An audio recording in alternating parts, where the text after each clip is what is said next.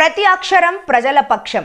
HR9 news టీవీకి స్వాగతం సుస్వాగతం. ఉమ్మడి ఆంధ్రప్రదేశ్ దివంగత ముఖ్యమంత్రి వైఎస్ రాజశేఖర్ రెడ్డి 75వ జయంతి సందర్భంగా మహబూబాబాద్ జిల్లా కేంద్రంలోని వైఎస్ఆర్ విగ్రహానికి స్థానిక ఎమ్మెల్యే డాక్టర్ బూక్య మురళీ నాయక్ కాంగ్రెస్ శ్రేణులతో కలిసి పూలమాలలు వేసి ఘనంగా నివాళులర్పించారు.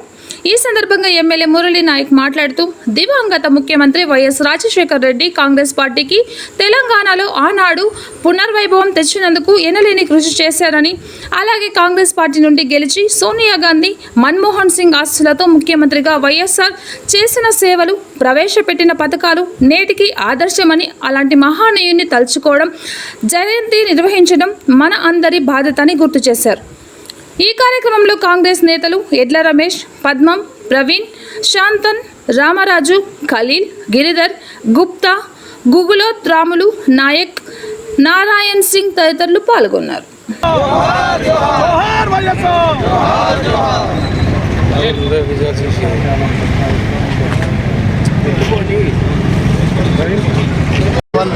జరిగింది. వైఎస్ రాజశేఖర రెడ్డి గారు వారు చేసినటువంటి ఎనలేని సేవలు మర్చిపోలేదు. ఎందుకంటే వారు ఆనాడు ఉన్నటువంటి టీడీపీ ప్రభుత్వాన్ని గద్దెదించాలని, ప్రజలకు మేలు చేయాలని ఉద్దేశంతో వారు ఆ రోజు పాదయాత్ర చేయడం జరిగింది. పాదయాత్రలో వారు కలిసి వారికి ఉన్నటువంటి ఎవరెవరైతే వాళ్ళకు ఉన్న కష్టాలన్నీ, వారికి చెప్పుకున్న కష్టాలన్నీ వారు ఒక ఫ్రేమ్వర్క్గా తయారు చేసుకొని ఆ కష్టాలనే వారు ఆ రోజు మన సంక్షేమ పథకాలు పెట్టడం జరిగింది. ఎందుకంటే ఎంతోమంది పేదవాళ్ళు వాళ్ళు పడుతున్నటువంటి దీర్ఘకాలిక వ్యాధుల నుంచి వాళ్ళు ఉపశమనం పొందలేక, అంత డబ్బు భారం వాళ్ళు మోయలేక మాకు ఏదైనా కార్పొరేట్ హాస్పిటల్లో వైద్యం ఇప్పించాలని చెప్పేసి ఆ రోజు ఆ తల్లులు కోరుకున్న విధంగానే ఆ రోజు ఆరోగ్యశ్రీ పథకాన్ని వారు స్టార్ట్ చేయడం జరిగింది.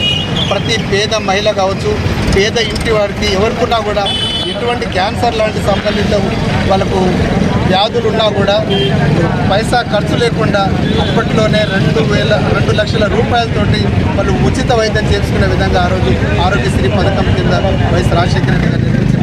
అదేవిధంగా 108 మనం చూస్తున్నాం.